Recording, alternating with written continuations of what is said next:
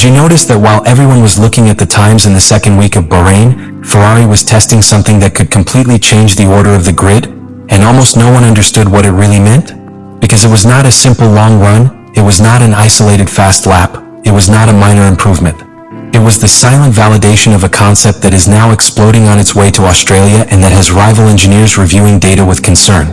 Today we are going to talk about what really happened in that second week in Sakir, and why that hidden work is the origin of the technical earthquake that is now shaking all of Formula One. The second week of testing in Bahrain was not a simple continuation of the usual test program. It was the moment in which Ferrari stopped hiding its real direction of development and began to validate, without making it evident to the general public, the basis of the package that is now exploding towards Australia. While many teams were looking for headlines with qualifying simulations or spectacular long runs, in the red garage they were working on something much deeper. Aerodynamic correlation, interaction between the ground and the rear, and structural validation of a concept that did not seem improvised, but rather designed from the beginning of the project. From the start of that second week it became clear that Ferrari was following a two-phase strategy. First, a cleaner specification, almost conservative in appearance, and then a progressive evolution that began to hint at something greater.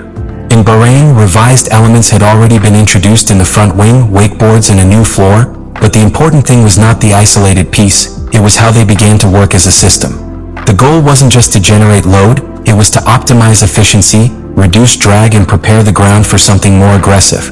On the track, what caught the most attention of rival engineers were not necessarily the absolute times, but the microsectors. On the straight, the car showed notable aerodynamic cleanliness, but without sacrificing stability under hard braking. That's key, because it indicates that diffuser extraction and vortex management were working more stably than usual. And when a car manages to be efficient on a straight line without becoming nervous in transition, it means that the rear architecture is well integrated. It is not a superficial improvement, it is a concept worked on from the initial design. In addition, top speed data began to circulate that generated concern. There were talks of gains of around 0.3 combined thanks to better deployment and lower resistance, with peaks of up to 10 or 12 kilometers per extra hour when the system worked fully in low resistance mode. Although they were tests, those numbers do not go unnoticed in a paddock where every hundredth counts. And the most worrying thing for the other teams is that these records did not seem to be the result of an aggressive engine map, but rather of pure aerodynamic efficiency. What was being validated in that second week was not simply immediate performance, it was the viability of a philosophy. Ferrari was not looking for a one-off solution for Australia, it was checking that its interpretation of the regulations, especially in relation to active aero and ground, could hold up under real track conditions. And when a team validates a complex solution early without major reliability shocks, the message is clear: development is ahead of schedule. That's where the tone of the paddock changes. Because it is one thing for Ferrari to be competitive from the beginning, and quite another for it to appear to have built a technical base that is difficult to replicate in the short term. In the second week of Bahrain, that doubt was sown. It wasn't a visible blow, it was a silent warning. And in Formula One, silent warnings are usually the most dangerous. What finally set off the alarm after that second week in Bahrain was not simply the efficiency on the straight or the stability in the curve, but the confirmation that Ferrari was preparing something structurally different at the rear of the car. There, in real conditions and with shooting schedules that seemed routine, the team was validating the interaction between the revised floor, the highly worked diffuser, and a rear system that does not function like a conventional DRS. It was not an isolated piece, it was a streamlined ecosystem designed to work as a unit. The core of this concern in the paddock revolves around that flip-wing type rotating rear wing concept, which does not only tilt the flap from the trailing edge as a classic system would do, but rather rotates the upper element around a central axis, expanding the effective gap and reducing drag much more aggressively. In the second week of Bahrain we did not see the final version, but we did see the mechanical and aerodynamic validation of the principle.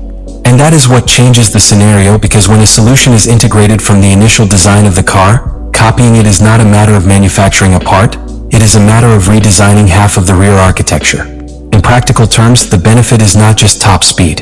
By reducing resistance in open mode, the car also partially disengages the diffuser on a straight line, lowering the bottom load and allowing the car to run with less overall resistance. That means that the gain is not linear, it is multiplicative. Less drag up, less drag down, better overall efficiency. And when that efficiency translates into peaks of between 10 and 12 additional kilometers per hour, Even in a testing context, rival engineers start making uncomfortable calculations. But here's the trickiest point. Ferrari didn't seem to be at the limit of the concept. In Bahrain, the car showed stability even when the system operated in more open configurations. There were no extreme rebounds, no clear symptoms of critical imbalance. This indicates that the center of pressure was well managed and that the gearbox and rear suspension were designed from the beginning to withstand that load variation. And when a team designs the structural part with extreme active aero in mind, they are one step ahead of those who try to adapt on the fly. This is the moment when the rest of the teams face a strategic dilemma. If Ferrari has validated in the second week of Bahrain that its philosophy works and that the correlation between tunnel, CFD and track is solid, then the full version that will arrive in Australia will not be experimental, it will be competitive from the first moment. That forces McLaren, Mercedes and Red Bull to decide whether to respond with aggressive, resource-consuming packages or wait, risking giving up ground in the first rounds of the calendar. And this is where it all makes sense. Because what was validated in the second week of Bahrain was not simply performance, it was conviction. Conviction that the concept works, that the rear integration is ready, and that the complete package that we will see in Australia will not be a gamble, it will be a declaration of intent. Ferrari wasn't testing whether it could be competitive, he was checking how much margin he really had against the others. At that moment, the paddock began to change its tone. It was no longer a question of whether the SF26 was fast in one lap or solid in long runs, but rather whether the rest of the teams had a real capacity to respond in the short term. Because when a team validates an active rear aero system integrated with an optimized extraction floor on the track and demonstrates that the data correlates, it means that the development is not improvised. It's ahead. And that, in Formula One, is pure gold. The domino effect is inevitable. If Ferrari confirms in Australia what it hinted at in Bahrain, it will force McLaren to squeeze even more out of its global efficiency, Mercedes to rethink its balance on traction circuits, and Red Bull to look for technical solutions that perhaps were not foreseen so soon. And that is where the most dangerous strategic pressure appears. Spend resources now or save them for the future. Because each accelerated update compromises budget, tunnel time and planning for 2026. The most shocking thing is that it all started almost invisibly. There were no scandalous headlines in Bahrain's second week. There was no devastating time that lit up all the covers. What there was technical coherence. There was stability when the system reduced load. There was top speed without sacrificing control. There was consistency in medium batches. Small signals, but enough for the rival engineers to start exchanging awkward glances in the pit lane. Ferrari didn't just prepare a package, it prepared a scenario. And that scenario puts its rivals in a reactive position. If the foundation is solid and the architecture was designed from the beginning to support this extreme aero active, then we are not talking about a one-time improvement, we are talking about a change in technical standard. And when one team sets a new standard, the rest don't compete against a car, they compete against a philosophy. Bahrain's second week was the quiet turning point. Australia will be the moment when that bet stops being a rumor and becomes a reality. And if the SF26 confirms what it hinted at in Sakir, we will be looking at more than just a competitive improvement. We will be at the beginning of a new technical hierarchy on the grid. The second week in Bahrain was not just another preseason block. It was the moment when Ferrari confirmed internally that its technical bet made sense, that the correlation was solid, and that the concept was not only innovative but competitive. While many looked at the absolute times, what was truly important was happening in the details. In the stability of the car when releasing load, in the sustained efficiency on the straight, and in the way each element seemed to work as part of a perfectly integrated system. What is now shaking the paddock is not just the arrival of a big package in Australia, it is the feeling that Ferrari is not reacting to anyone. He's setting the pace. And when a team manages to validate a complex architecture before the intense phase of the championship really begins, it forces the rest to rethink priorities, update schedules, and even resource distribution. That's technical power.